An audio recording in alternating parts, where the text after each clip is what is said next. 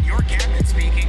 We are currently 30,000 feet in the air, and we haven't even left the airport. We just lit the joint. Just kidding, a little pilot humor there. We like to have fun. Our destination today is Casablanca, Morocco. So everyone, sit back, fasten your seatbelts, and prepare for takeoff. We will be arriving. Are you looking for a better way to play player props or daily fantasy sports? Well, look no further than Prize Picks. Prize Picks is the leading over-under daily fantasy game. Why? Because it's so easy to use and win. You can make your picks in under 30 seconds and win up to 10 times your money in one day.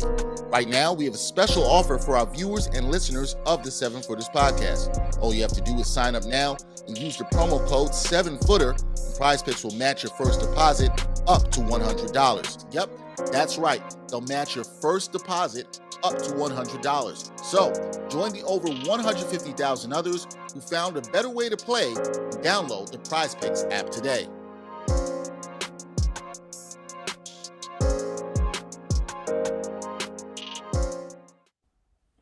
Seven Footers gang, thank you for rocking with us, especially every Tuesday when you catch our 5:30 live betting segment where Jarod wins you guys some money. How you doing over there, money man? Listen, I'm trying to get these people to get some cash. We got about 3 weeks left in the season. Most teams have anywhere between 10 and 12 games left. I mean, this is it. Jenna, we're limping towards the postseason. I love it. When I saw today's topic of or summary of our episode where you said we were limping to the end of the season, it is true for some teams. Let us tell you that really quick because we'll get to it. We're going to talk about everything from the race to the play-in to the postseason and the Lakers and LeBron James maybe not even making it. Yeah, we'll get there. But let's talk about the MVP race because you mentioned that there aren't a lot of games left, I should say. And that means there is less time for players to make their case. We already told you guys last week about Nikola Jokic and Joel Embiid, the two big men in the league who've apparently silently within each other agreed that they wanted a big man to win the race. But let's talk about Devin Booker and the number one Suns in the West because he might have a little chip on his shoulder as he makes his case for the last couple weeks here, because right before we recorded this on Tuesday, we caught this tweet from OG Isaiah Thomas, and he said, quote, "Let it be known, Devin Booker, the Suns, the NBA League hashtag MVP conversation, best record leading scorer has always been part of the hashtag criteria." So Devin Booker caught that, and he said, quote, "Appreciate it, IT, but the, quote, criteria changes depending on player's name." So what is that, Jarod? The crypticness of all of that. Is he saying, I'm asking this, is he saying really the MVP race is a popularity contest? Jenna, he's certainly alluding to that, and he wouldn't be wrong. Look, OG Isaiah Thomas said it. Booker's alluding to it. The criteria does, in fact, change every single year for how and when the voters decide who is the most valuable player. Is it the best player on the best team? Is it the player that puts up the most outstanding numbers in a season? I mean, every year it seems that we change and shift the reasons behind that. Is it the quote unquote best player in the world? It just changes because humans vote on it. And, we get tired of someone always winning and it's someone else's turn and all these kinds of, there's so many different elements that go into it. And Booker being the leading scorer on the best team in the league, by the way, from start to finish of the regular season, the Phoenix Suns, someone from the Suns should be involved in the MVP conversation. Now, the reason that they are not is because the Suns are viewed more as a collective, whereas these other teams have singular superstars, right, who are just dominating and doing these amazing things. But that should not take away from what a player like Devin Booker and or Chris Paul is doing. Do I have them as MVPs? No, but, they're certainly in the conversation. And, Jenna, for me, what I love using when we talk about MVPs is Basketball Reference's win shares for 48. Because as you know, for the last 10 years, the person who's led the league in win shares per 48 has won the MVP 9 of the 10 seasons. We all know the season that didn't happen.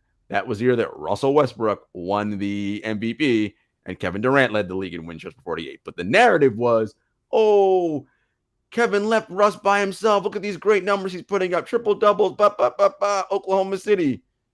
Well, we know that was nonsense because Russ averaged triple double 2 or 3 more seasons and didn't finish top 5 in any of those seasons. So it's just, again, the voters just vote on what stories they like and what's a better story to tell. And I think this year, the 2 great stories to tell are Joel Embiid winning his first and Nikola Jokic. Look what he's doing, dragging a team basically without a second and third best player to a top 6 spot in the West.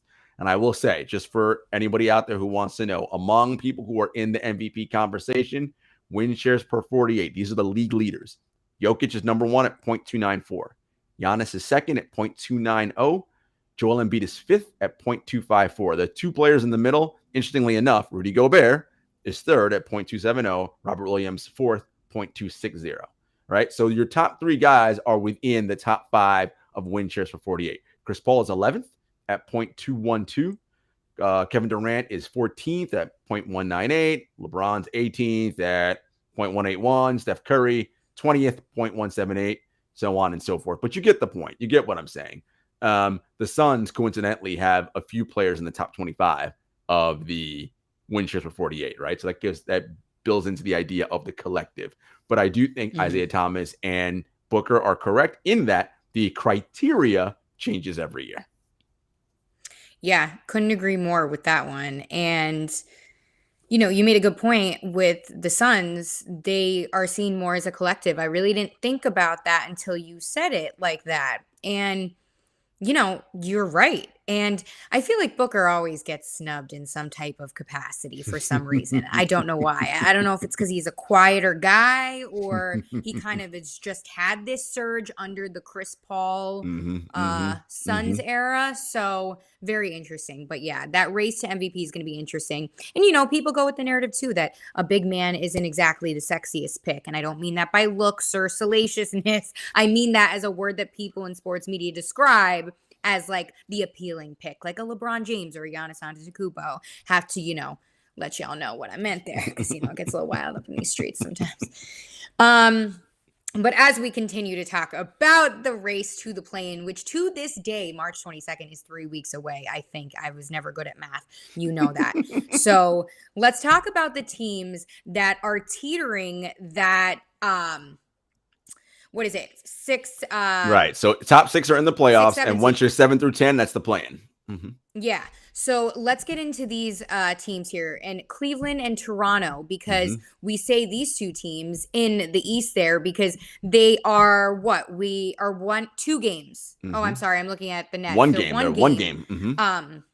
Yeah, they're 1 game separating each other. So as we get towards the end of the stretch here, a couple more games left. I mean, it's really anyone's game at that point. And once you fall into that 7 spot, Jarod, as we all know, that's when you fall into play-in tournament contention, which let's differentiate it for the casual fan. That is not the postseason. Yeah. That is, you are in a race and a play-in to make the postseason. So let's just separate that right there. And the Raptors and the Cavs here, I mean, like I said, it's anyone's game. Talk to me about who you think is really going to take this 6 seed down the stretch to escape that play-in tournament. It's tough. The Raptors have been playing well. Scotty Barnes and Pascal Siakam is starting to play like an all-NBA guy. He really has been since about mid-January or so, and they've been excellent lately. When Cleveland has faltered a little bit after their amazing start to the year, they were top 3. They were 3rd at one point, now fall to 6. Cleveland's still ahead of schedule, so nothing to freak out about there. Jared Allen being out injured, it has hurt them. He's expected back, though, by the time the play-in / postseason begins. Look, I think Toronto might actually pull past them. 1 game separates them right now. I think Toronto has the easier schedule left. So I could see Toronto passing them. And that's interesting, Jenna, because that affects the Brooklyn Nets. Because it's unlikely the Nets catch Toronto. Just because, again, Toronto's easy schedule, and with Kyrie only being able to play home games, there's only like 2 or 3 more home games left. And only being able to play road games, there's only 2 or 3 road games left. It's limited to the impact he can have. That if the Raptors were to remain in 7, okay, and the Nets were 8, it would be a road game in Toronto. Well, unvaccinated players, Kyrie Irving, not allowed to go play in Toronto. So it would just be Kevin Durant and the healthy Nets that are available. But if it happens to be that Toronto leapfrogs and pushes up into the top 6 and Cleveland drops into 7 and Cleveland holds 7, it would be then Nets at Cleveland. Kyrie can go to that game and play on the road, and you'll have the Nets in their full complement minus Ben Simmons, and we'll get to that later. And that will give them a better chance. And remember, in the play-in, 7-8, the winner of that is automatically the 7th seed. The loser plays the winner of the 9-10 matchup for the 8th seed. Exactly. And that would be interesting to see if Kyrie and the Nets go to Cleveland to play that series. And it's also interesting that the Raptors are surging now because we were just not too long ago talking about Cleveland and the run that they were on. So that one is going to be good. So keep your eye on the Cavs and Raptors there as we head into the last few weeks of the season here. Now, moving over to the West, let's talk about two teams, Denver and Minnesota, that are teetering that 6-7 spot. Now, they're also neck and neck here. So who do you think is going to pull this one out? Because the Timber Puppies have been showing out. And like you mentioned earlier in the episode, Nikola Jokic, they're riding on fumes with this team at this point, unless we have two players that could return in Jamal Murray and MPJ, because rumor has it around these NBA streets that they could be returning for the postseason. Maybe MPJ reportedly ahead of Jamal Murray on that recovery schedule for their separate injuries. Yeah. First of all, Jenna, let's give credit to the Minnesota Timberwolves, man. Like the Timber Puppies, man, 8-2 in their last 10. They have just been playing some seriously good basketball. Karl-Anthony Towns is playing like an all NBA caliber player. And dare I say, he will be the third team center on all NBA this year, dislodging Rudy Gobert, I think. And it's just incredible what they're doing. Of course, D'Angelo Russell, Anthony Edwards, everybody on that team kind of fits. And Patrick Beverley's infused them with like a toughness and a certain style of play, and they don't back down. And, look, we talked about Denver. They are on fumes. Jokic has been excellent all season. He is it's funny. I said this to the guys in the text chat the other day. It depends on what day of the week it is. So on Sunday, I was like, no, it's definitely Embiid. Monday, I was like, nah, it's Jokic. It's who the MVP is. It literally, my mind changes every day. That's how good both these men are. So one of those two, or Jokic, might be finished worst or second in the MVP discussion. But it's fascinating. And if that happens where the Nuggets fall and they get to 7, now it's Nuggets Clippers, right? And everybody assumes, all right, Nuggets have home court. Let's say they win. By the way, Nuggets and Clippers play tonight. Watch our betting segment. Get a little preview of that game. That would be 7 seed would be Nuggets versus the Memphis Grizzlies in the playoffs, which is very interesting, right? If you're Memphis, do you want a Nuggets team that could potentially bring back MPJ and Jamal Murray or a Timberwolves team with Karl-Anthony Towns, who is a matchup nightmare and a problem, right? So, I love my Grizzly Cubs, but, that'll be either one. That's a tough first round opponent.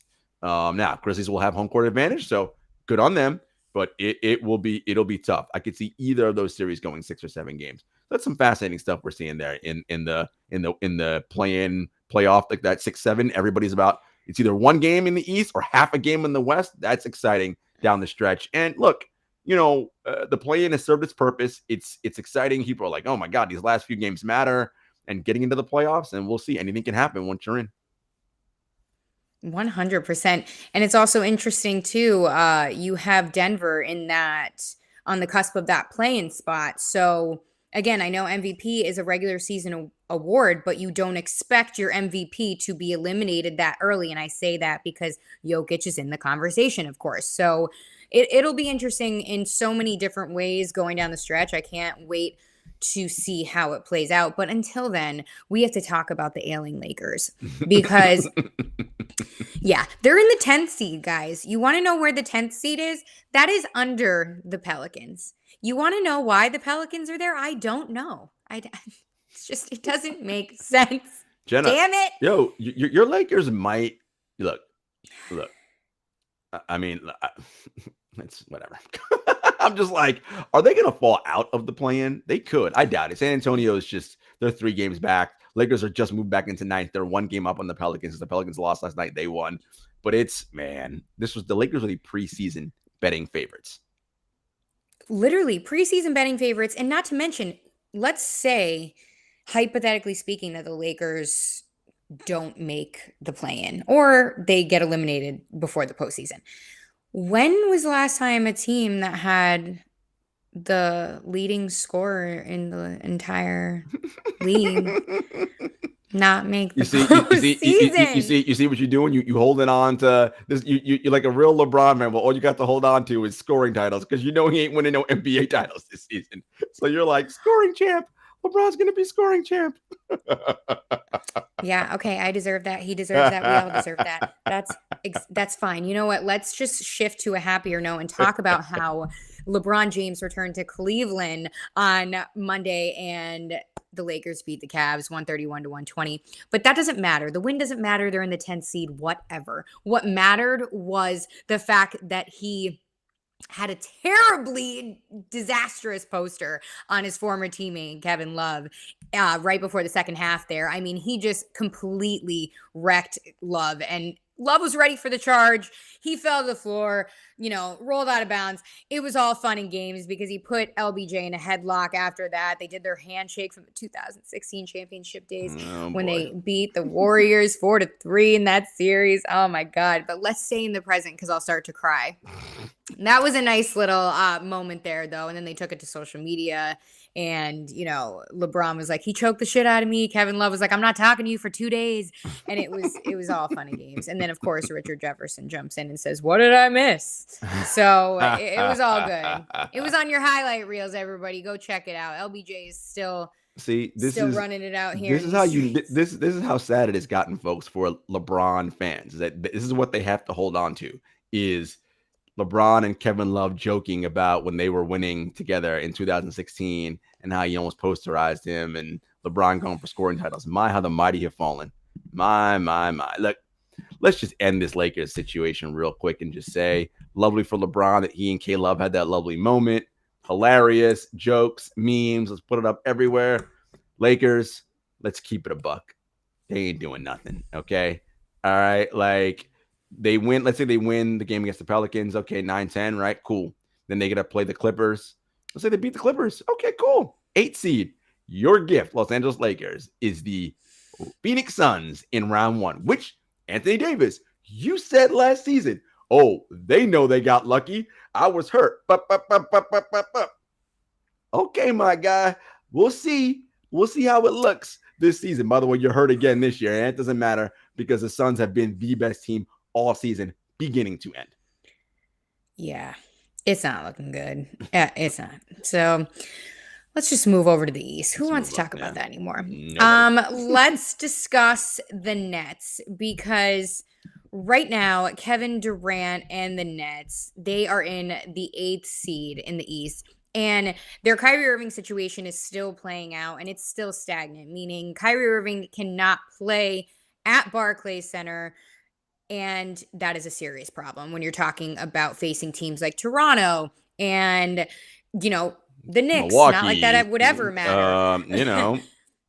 Philly. But for real, the mayor comes out and says in the most recent statement this week that New York teams must wait for the loosened COVID-19 restrictions, meaning just like anybody else in the rest of New York City, waiting for those restrictions to lift at their workplaces, so do these athletes. So what does this exactly mean for the Nets right now at this point in the season with 3 weeks to go until the postseason? And they're in that play-in tournament jeopardy pool. The Nets, I will say right now, are playing pretty good basketball. They have won 6 of their last 10 games. They've won 5 of their last 6. Their Kevin Durant is looking like, I was never out all season. Had a big win last night against the Utah Jazz. He was masterful in that game.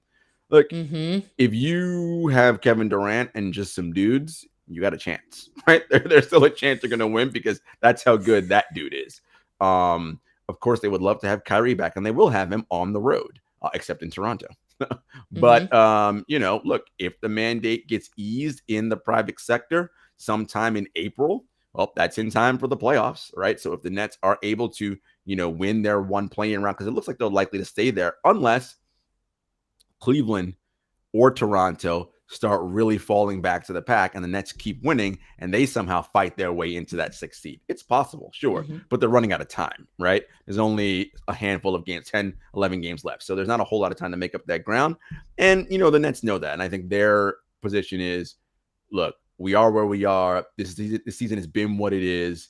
We're going to just roll our dice with who we got. And we believe we'll be able to play with whomever once we got number 7. Absolutely. And staying on the topic of the Nets, they, of course, are waiting for the debut of their newest superstar in Ben Simmons. But before that win over the Jazz that you mentioned, Coach Steve Nash said that Simmons has a herniated disc or herniated discs in his back from a couple years ago that they are rehabbing and working through. And there was some sort of flare up. So he got an epidural shot and they're still hoping for him to make his debut. But again, let me preface this that he has 11 regular season games to make that debut. And in the postseason, which, hey, it's anybody's game at this point. But, it's the Nets and it's Kevin Durant. So, let's not worry as much. But again, with that Kyrie Irving situation, with the vaccine mandate, I mean, you just don't know. But what about Ben Simmons here? I mean, it's not looking great. I doubt he plays in the regular season. I mean, with 11 games left, there's probably not a chance for that. He does with the epidural. The hope there is that he can alleviate the pain, and this is something that Simmons has been dealing with for the past couple of years. He did miss some time, a decent amount of time, a couple of years ago with the same back issue. Backs are tricky, as we know. If you're the Nets, this is the future of your franchise, along with Kevin Durant. Like, no need to rush. The odds of you winning a championship are not likely anyway this season. So what's the point of rushing him back this postseason to potentially get hurt again? If he somehow, because the point, Jenna, is he has to feel well enough to then graduate from individual work to get on the court and start playing contact 5-on-5. None of that's happened yet, right? So the likelihood of him making, as I said, regular season, out of the question. And then to bring him back in the pressure cooker of a play-in or playoffs, I think that's also highly unlikely. So Nash remains optimistic because that's who he is. But I doubt we see Ben Simmons this season. Yeah, couldn't agree more there. And, like you said, why rush him back at this point? So we shall see what happens in Brooklyn, but they're, looking to make that playoff push, of course. So we will see. And, Jarod will keep us updated on all things Brooklyn as he always does. But let's talk about Steph Curry, because just when the Warriors got the band back together, Steph suffered a foot injury and he was in a walking boot. So what is the deal with Steph? How much can this hurt the Warriors in the West in that race, especially with the Suns, who Chris Paul is starting to warm up a little bit? Just saying. So the Warriors will likely not have a chance to get the 2 seed. Memphis is likely going to hold on to that. So the Warriors now look like they're in the 3rd spot. But if they slip, Utah is only, last time I checked, they're only a game and a half back of the Warriors. So, or 2.5, excuse me. So anything could happen there. So I would watch that. Look, no Steph Curry, Jenna, and you're not winning a title. That's just facts. Like this team will not win a championship without Steph Curry. So they need to get him back, and then no matter where they're seated, they feel confident they can play well. But again, it depends on where they are. So let's say they get that 3rd seed. Let's say Denver manages to hold on to 6, and they get Porter Jr. back and Murray back. Well, now you got a different looking Denver team as a 3-6 matchup. A little bit harder for you now, right? If it's the Timberwolves, they probably feel less confident, less concerned. But Karl-Anthony Towns, matchup nightmare, right? That's a problem. And Pat Bev will get in Steph's kitchen and really, he'll bug them and play good defense and irritate and do all that. The last thing you'd want coming off an injury, have to play 7 game series against that dude, right? That doesn't sound fun. So, if you're a Warriors fan, you were feeling pretty good, I would say, around January, February, like, all right, we're looking good. When the band gets back together now, a little trepidatious. Hell yeah. Let's talk about it. But we got to move on to the Sixers now, because little guy down there named Tyrese Maxey went off in a win against the Heat last night without James Harden and MVP candidate Joel Embiid, which says a lot when you're going up against the Eastern Conference leading Miami Heat, who appeared to have an issue last night somewhere within everything. Hero didn't have a great game. Yeah, it was a tough game. Look, yeah, it wasn't going well for them. I don't want to take too much out of this game, but I will say Tyrese Maxey is going to be an important player for the Sixers come this postseason. He is, in effect, Jenna, their third best player. Because remember, when the Harden trade was going down for Simmons, one of the sticking points for Daryl Morey was, we are not including Tyrese Maxey in this deal, which to me says he then is your third most important player behind Embiid and Harden. So Maxey's going to have to play well this postseason if Philly thinks they're going to compete and get to a conference finals. Okay. Now, he's had bright spots and good play all season long, but let's remember, he's only in year 2. Okay. So, and now thrust into where it's not just, whatever we get from you is positive. It's like, no, we're actually counting on you in the postseason to deliver, right? That's a different kind of pressure. So we will see how Maxey does with that, but he's been a bright spot for them all along. I think Philly's got a good one there in him. Absolutely. With Tyrese Maxey, and this isn't anything against him, but with Tyrese Maxey as your third best player, do you really think they have a shot at a conference? I mean, that's tough. Conference finals? That's tough, right? Because that's the question you're asking, right? It's like, so basically what you're asking is, a sophomore. Can Tyrese Maxey be the third best player on a championship team, right? That is what you're asking. And right now, it may seem a little early for that to be the case, right? Given what we think of the top teams in the league and who their third best players are, right? If you look at the defending champions, well, their third best player is Drew Holiday. Drew Holiday is a lot better than Tyrese Maxey, right? Like, when you're looking at it like that. These are the questions you're asking yourself. It's like, okay, when you look at who's number 3, it's like, that's, but could Maxey develop into that? He could. But again, all this postseason, everything now is going to be good reference points for him going forward. 100%.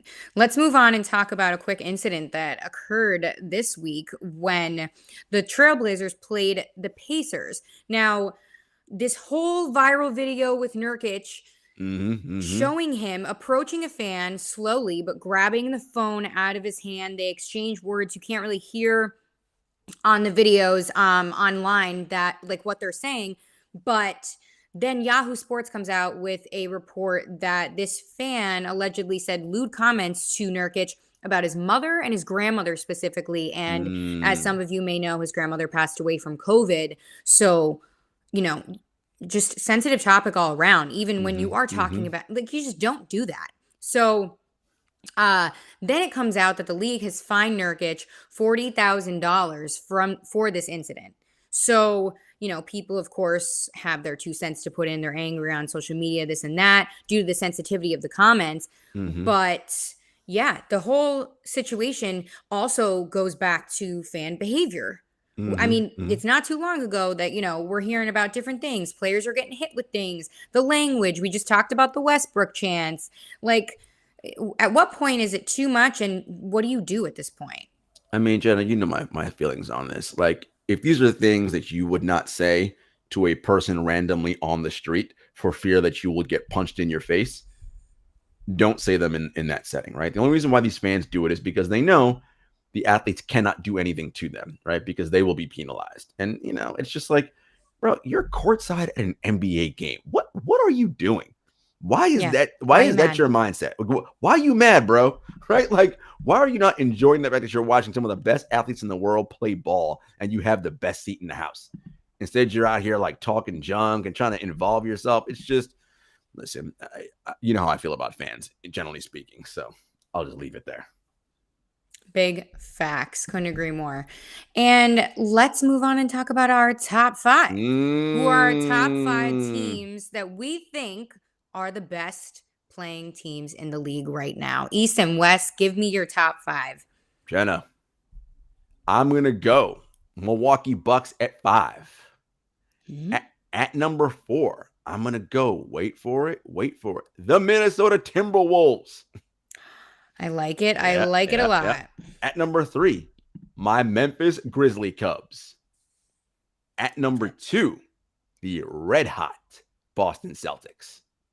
And at number 1, and they've been number 1 all season long, Jenna. No Chris Paul, no DeAndre Ayton, no Devin Booker, no problem. Phoenix Suns. Love to hear it. That's a good top 5, Jarod. I really enjoyed that. Thank you. All right. My top 5. We are going to go number 5. I am going with the Timberwolves. They've been playing amazing. You guys know what it is. My number 4 team is the Celtics. They are not higher up on that list because, they've been coasting. We know what they're doing already. But there's other teams that are impressing me more this week. So that was my number 4. My number 3 is the Grizzlies. And my number 2 is the 76ers. And my number 1, the red hot Phoenix Suns, for all the reasons that you have also said. Yeah, they're just, I would love Phoenix to have another shot at a championship this year. I'd love to see them go back, and whomever they play, I'd love to see that matchup again. But yeah, Phoenix has just been the best team all season long, and kudos to them. I know that's right. All right, Jarod. Guys, thank you for sticking with us. You know what's up. Ride this out the whole season with us every single Wednesday. You know what it is. Apple Podcasts, Spotify, YouTube, Stitcher, SoundCloud, all that jazz. And, of course, at 7footers Pod on Twitter, at 7footers Podcast on Instagram, at JS Hector, at Jenna Lemoncelli. And until next time, peace.